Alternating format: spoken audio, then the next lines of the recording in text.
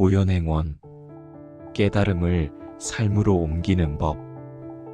오늘 아침, 당신은 어떻게 하루를 시작했나요? 알람 소리에 눈을 뜨고, 침대에서 일어나, 세수하고, 아침을 먹고, 어쩌면 누군가에게 인사를 했을 겁니다. 잘 잤어? 좋은 아침. 평범한 하루. 별일 없는 일상. 그런데 질문 하나. 이 평범한 하루 속에 깨달음이 있을 수 있을까요? 부처가 되려면 산으로 들어가야 하고, 명상을 해야 하고, 특별한 무언가를 해야 하지 않을까요? 화엄경은 전혀 다른 이야기를 합니다. 깨달음은 삶과 별개가 아니다. 깨달음은 삶 자체다. 지금까지 우리는 화엄경의 거대한 세계를 여행했습니다. 우주가 된 부처, 모든 것이 연결된 세계, 무한히 비추는 보석들 하나 안에 담긴 전부, 이 모든 아름다운 가르침들. 그런데 이제 가장 중요한 질문이 남았습니다. 그래서 나는 어떻게 살아야 하는가? 화엄경은 이 질문에 아주 구체적인 답을 줍니다.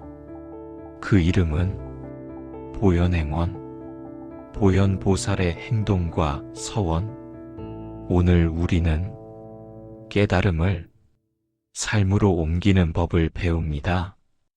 1부, 알기와 살기의 간극. 우리는 많은 것을 압니다. 친절해야 한다는 것, 인내해야 한다는 것, 이해해야 한다는 것, 머리로는 압니다. 그런데 막상 살아보면 어떤가요?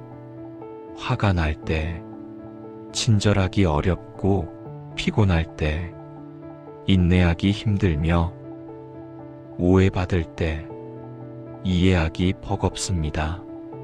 사람들은 종종 이렇게 말합니다. 알겠는데 현실은 다르잖아. 화엄경은 이 말을 부정하지 않습니다. 오히려 고개를 끄덕입니다. 맞습니다. 현실은 다릅니다. 그리고 이렇게 말합니다. 그래서 실천이 필요합니다. 보현행원, 행동하는 서원, 실천하는 다짐. 2부, 보현보살은 누구인가? 보현보살, 화엄경에서 가장 중요한 보살 중 하나입니다. 문수보살이 지혜를 상징한다면 보현보살은 실천을 상징합니다. 아는 것과 사는 것을 연결하는 보살. 화엄경 끝에서 선제동자가 마지막으로 만나는 스승이 바로 보현보살입니다. 보현보살은 선제동자에게 이렇게 말합니다. 깨달음은 마음에 머무를 때 완성되지 않는다. 삶으로 흘러갈 때 완성된다. 그리고 보현보살은 10가지 큰 서원을 제시합니다. 보현 10대원, 3부, 보현 10대원, 10가지 서원. 첫 번째, 예경제불, 모든 부처를 공경한다. 두 번째, 칭찬열애, 모든 열애를 찬탄한다. 세 번째, 광수공양, 널리 공양을 닦는다. 네 번째, 참회업장, 업의 장애를 참회한다. 다섯 번째, 수의공덕, 공덕을 따라 기뻐한다. 여섯 번째, 청전법륜, 법륜을 굴려주시기를 청한다. 일곱 번째, 청불주세, 부처님께 세상에 머물러 주시기를 청한다. 8번째, 상수불학. 항상 부처님을 따라 배운다. 9번째, 항순중생. 항상 중생을 따르고 순응한다. 10번째, 보계회향. 모든 것을 두루 회향한다. 이 10가지 처음 들으면 너무 거창하게 들립니다. 나는 할 수 없을 것 같은데 괜찮습니다. 화엄경은 이것을 있는 그대로 하라고 요구하지 않습니다. 사부 보현행원을 일상으로 번역하기, 보현십대원을 일상의 언어로 번역해 볼까요? 첫 번째, 예경제불 모든 부처를 공경한다. 이것은 절에 가서 절만 하라는 뜻이 아닙니다. 모든 존재 안에 부처의 가능성이 있음을 인정하는 것.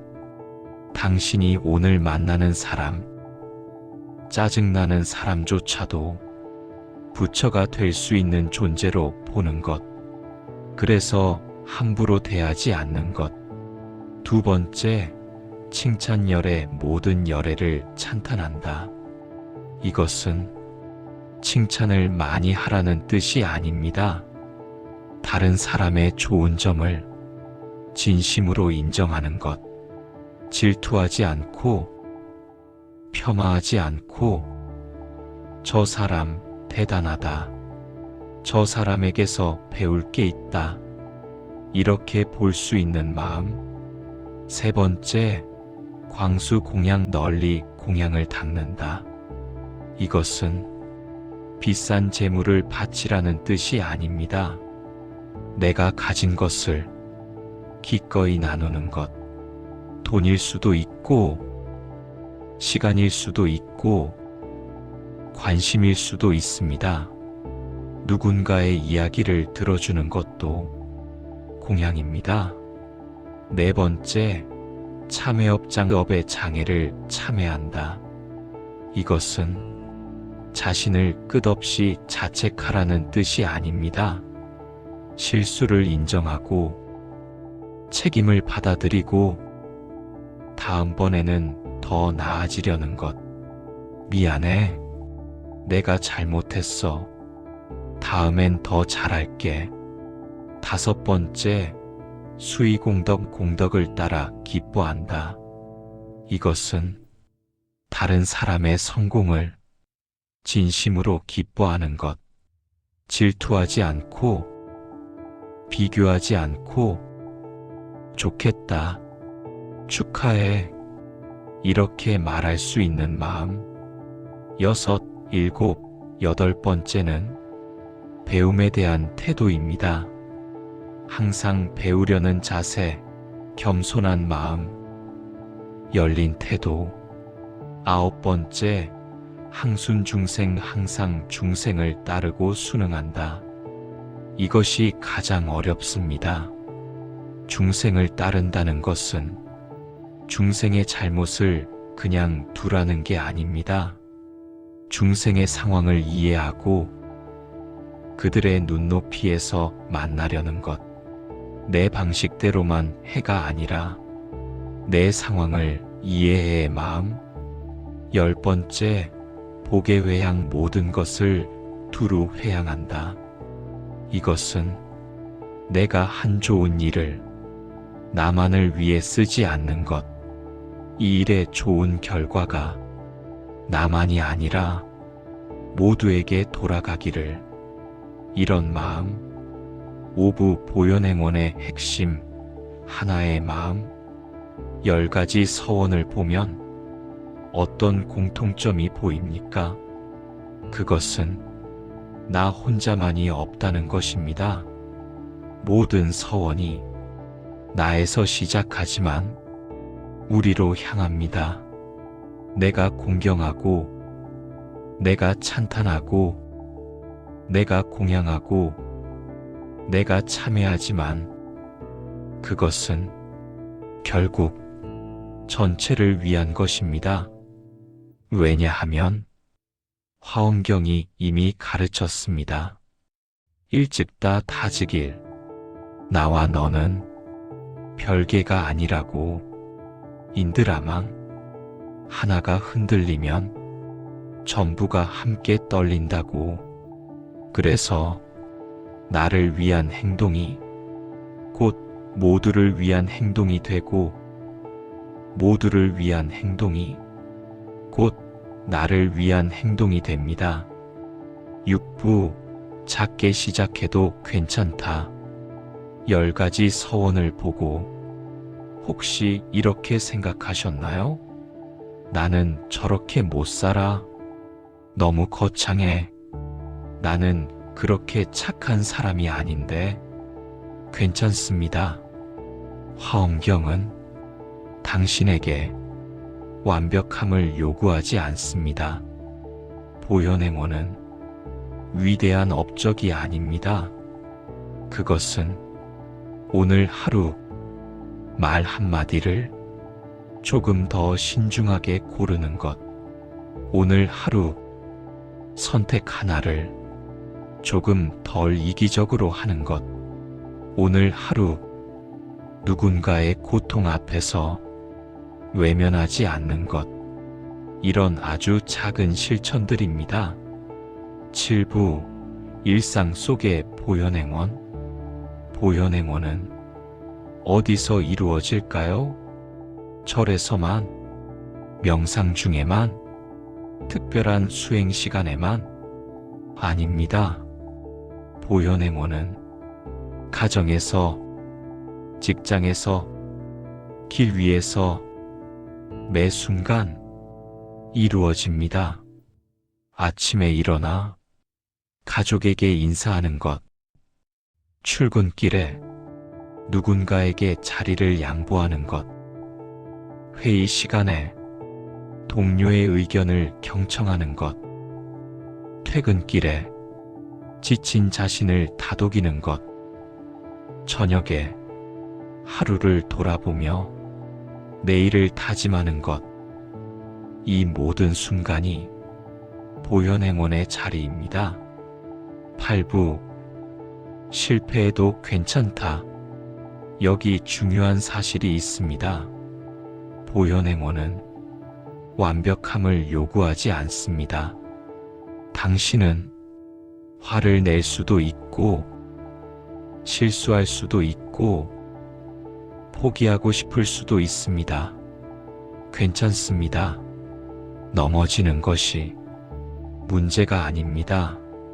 문제는 넘어진 채로 일어나지 않는 것입니다. 화엄경은 실천을 완벽함으로 평가하지 않습니다. 넘어져도 다시 일어나고, 길을 잃어도 다시 돌아오고, 실수해도 다시 시작하는 것, 이 반복 자체가 이미 보현행원입니다. 깨달음은 끊임없는 성공이 아니라 끊임없는 회복입니다. 9부. 왜 보현행원이 어려울까? 솔직히 말하면 보현행원은 어렵습니다. 왜 어려울까요? 기술이 부족해서? 능력이 모자라서? 아닙니다. 보현행원이 어려운 이유는 우리가 너무 오랫동안 나만 중심에 두고 살아왔기 때문입니다. 내가 손해보면 어떡하지? 내가 먼저 양보하면 바보 아냐? 나만 이렇게 사는 건 불공평해. 이런 생각들. 하지만 화엄경은 이 두려움을 부드럽게 풀어줍니다. 당신은 이미 전체 안에 있습니다. 인드라망을 기억하세요. 당신이 밝아지면 다른 보석들도 밝아지고, 그 밝음이 다시 당신에게 돌아옵니다. 그래서 타인을 위한 행동은 결국 자신을 위한 행동이 됩니다. 10부 보현행원이 만드는 변화. 보현행원은 세상을 한 번에 바꾸지 않습니다. 극적인 변화, 놀라운 기적, 그런 것을 만들지 않습니다. 대신 사람을 바꾸고 관계를 바꾸며 분위기를 바꿉니다. 그리고 그 변화는 인드라망처럼 조용히 퍼져나갑니다. 당신의 작은 친절이 누군가의 하루를 바꾸고 그 사람의 바뀐 하루가 또 다른 누군가에게 영향을 미치고 그렇게 파문은 계속 퍼져갑니다. 하나의 행동이 전부를 흔드는 화엄의 방식으로 11부 오늘 지금 여기서 그렇다면 구체적으로 오늘 무엇을 할 수 있을까요? 거창한 것이 아닙니다. 오늘 하루 당신이 화낼 수 있는 순간에 한 번만 더 숨을 쉬어보세요.